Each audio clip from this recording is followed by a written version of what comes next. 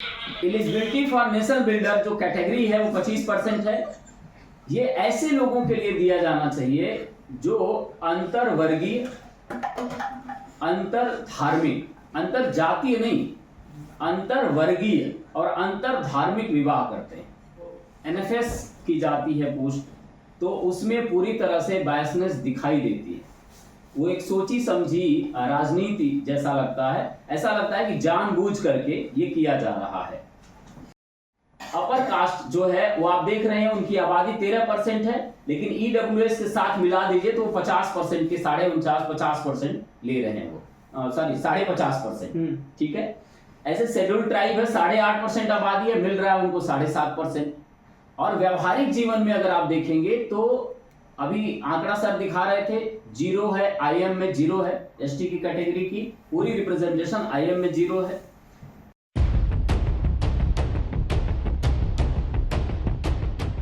ये है government jobs and schemes as a tools for nation building.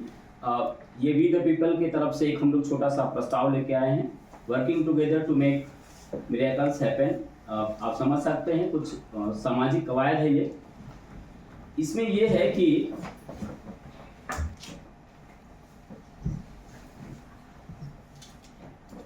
पिछले 75 साल में हमने क्या गेन किया है। बेसिकली अगर हम देखें तो आज़ादी के बाद से अगर सामाजिक मूल्यांकन का एक तरीका विकसित किया जाए तो इसमें हमने हंगर, पॉवर्टी, सोशलिटी, ऐसे बहुत सारे निगेटिव एस्पेक्ट्स जो सामाजिक दुनिया में या समाज में ज़्यादातर लोगों को पीछे ले जाने का काम करता है। ऐसे ही न्याय के संदर्भ में अगर आप देखेंगे तो सामाजिक, आर्थिक और राजनीतिक और सांस्कृतिक हर स्तर पर हम इस तरह की किसी छोटी चीज के लिए संघर्ष कर रहे हैं।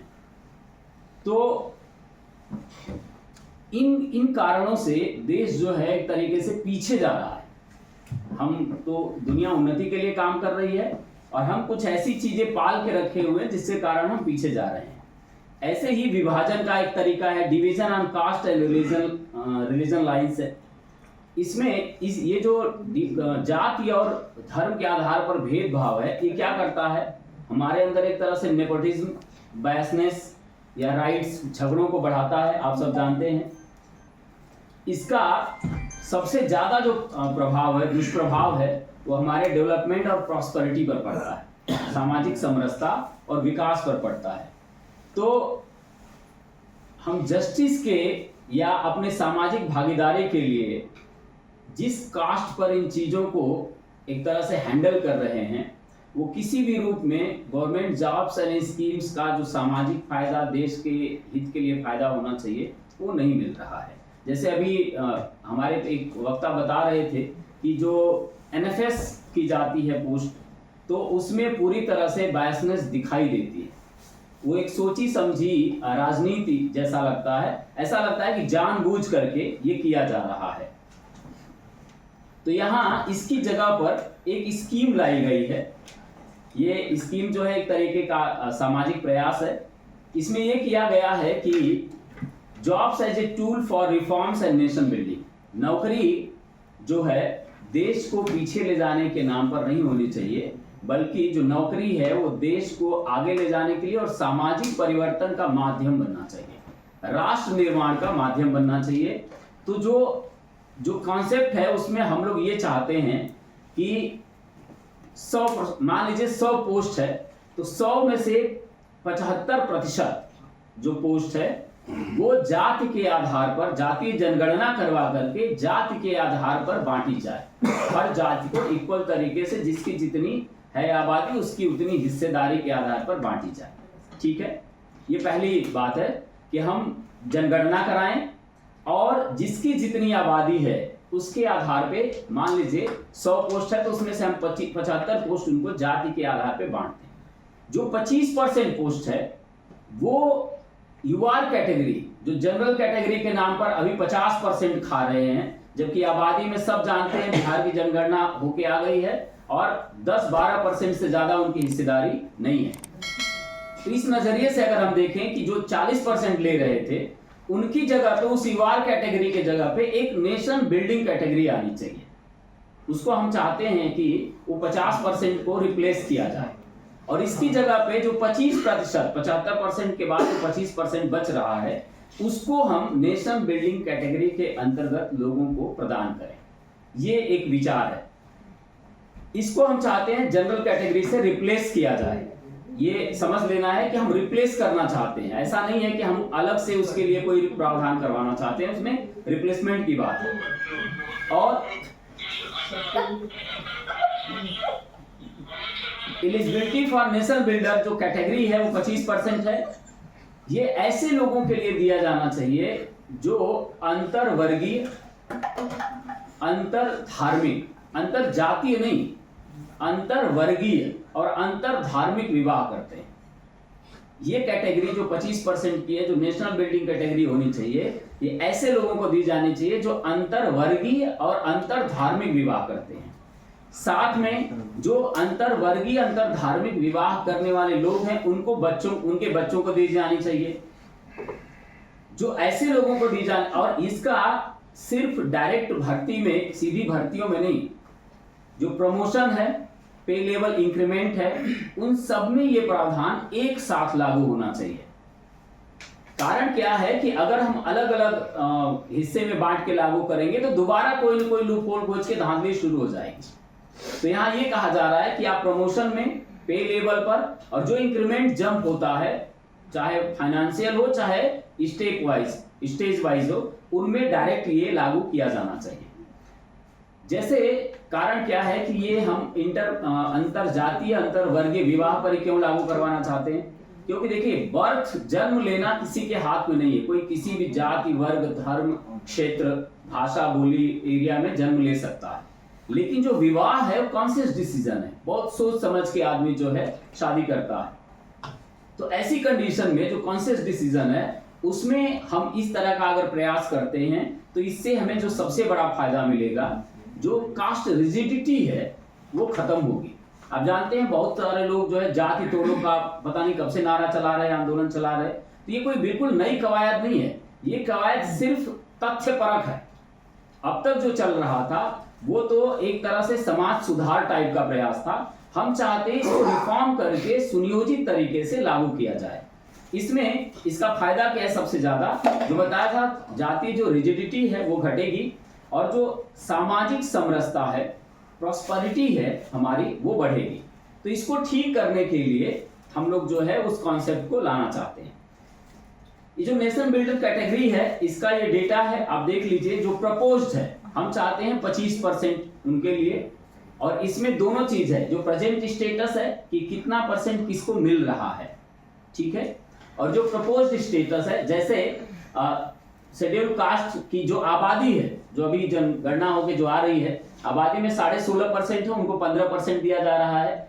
बैकवर्ड कास्ट, SC/BC जो संवैधानिक शब्दावली है ना, OBC कोई संवैधानिक शब्दावली नहीं है, सब जानते हैं। तो जो SC/BC जो संवैधानिक शब्दावली है उसके आधार पर वो 27% है। अपर कास्ट जो है वो आप देख रहे हैं, उनकी आबादी 13% है, लेकिन EWS के साथ मिला दीजिए तो 50% के 49-50% ले रहे हैं वो, सॉरी 50.5%, ठीक है। ऐसे शेड्यूल ट्राइब है, 8.5% आबादी है, मिल रहा है उनको 7.5%। और व्यवहारिक जीवन में अगर आप देखेंगे तो अभी आंकड़ा सर दिखा रहे थे, 0 है, IM में 0 है, ST की कैटेगरी की पूरी रिप्रेजेंटेशन IM में 0 है, एम्स में 0 है, या ऐसे बहुत सारे एम्स में 0 है। कुछ जगहों पर 1-2%, आधा %, 1.5% ऐसे भरा हुआ है। कहीं भी आपको 7% तो मतलब सपने जैसी चीज है। किसी भी जगह पे 7% नहीं भरा गया है, चाहे वो 4th क्लास की पोस्ट हो, चाहे डायरेक्टर लेवल की पोस्ट हो। और डायरेक्टर लेवल की पोस्ट में सबसे ज्यादा धांधली है, आप सब जानते हैं, सिंगल पोस्ट के नाम पे सबसे ज्यादा जो धांधली है वो सिंगल पोस्ट के नाम पे है।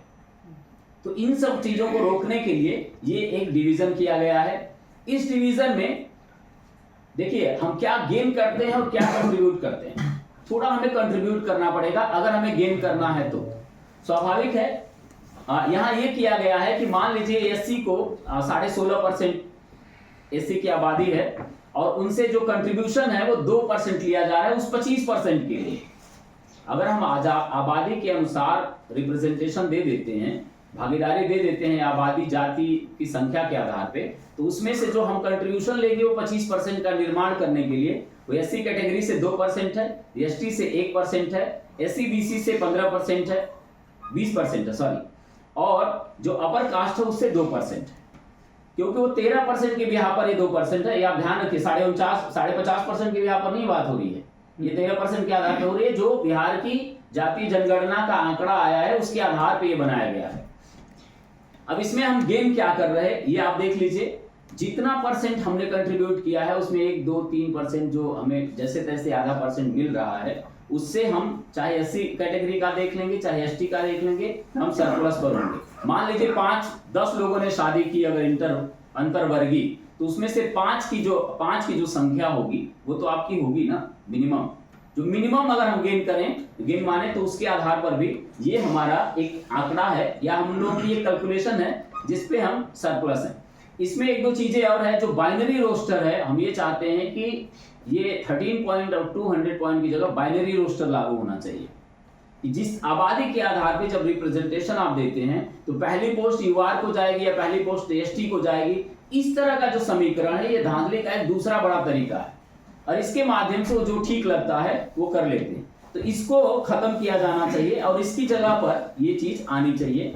इसमें इनिशियल जो मेजर गेनर है वो नेशनल बिल्डर्स कैटेगरी है। शुरुआत में अब टोटल जब आंकड़ा आप देखेंगे तो आपको लगेगा कि इस कैटेगरी के माध्यम से या इसके आधार पर हम क्या क्या गेन कर पा रहे हैं।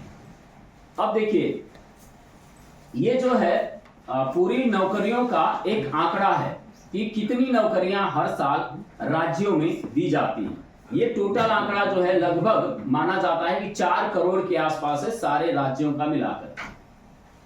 सरकारी नौकरी 4 करोड़ के आसपास है एक राज्य का, मतलब सारे राज्यों का मिलाकर के। जैसे बिहार सरकार ने अभी बताया है कि उनके यहाँ गवर्नमेंट एम्प्लॉय जो है 20,47,000 है। मतलब इतने जॉब्स जो है सरकार हर साल आगे पीछे या थोड़ा आगे पीछे करके एक आध साल वो सर्कुलेट करती है। जो गवर्नमेंट में जो सेंट्रल गवर्नमेंट का है वो अप्रोक्सीमेटली जो आंकड़ा है वो 32 लाख के आसपास का है। तो जो स्टेट गवर्नमेंट जॉब्स है वो 20 लाख, अगर मान लीजिए कि हम 28 की जगह या 32 की जगह 20 स्टेट का कैलकुलेशन करें तो उसके आधार पर 4 करोड़ के आसपास जॉब हर साल सर्कुलेशन में आती है ना। और ये जो है एक व्यक्ति एवरेज 30 साल लगभग सर्विस करता है, तो आप जोड़ के देख लीजिए। इस आधार पे हर साल जो कुछ रिटायरमेंट, और दूसरा आंकड़ा रिटायरमेंट का है, लगभग 14 लाख लोग जो है रिटायरमेंट होकर के हर साल रिक्रूट होते हैं। अब रिक्रूट नहीं हो रहे, 10-10 साल पोस्टें खाली रह रही हैं या उसको प्राइवेटाइजेशन में दे दिया गया है, वो एक अलग पहलू है। तो इस तरीके से टोटल जब आंकड़ा निकालेंगे तो हर साल जो बेनिफिशियरीज होंगे वो लगभग 25 लाख लोगों की एक ऐसी फौज होगी जो नेशन बिल्डर कैटेगरी के में आएगी। वो 4 करोड़ आंकड़े के आधार पर अगर हम कैलकुलेट करते हैं तो ये हम लोगों का एक टेंटेटिव जो है वो आंकड़ा है, जिसके आधार पे हम ये चाहते हैं कि इस वर्ग से या इस कैटेगरी का निर्माण करके सोशल रिफॉर्म का एक जो सुनियोजित प्रयास है वो किया जाना चाहिए। बहुत धन्यवाद।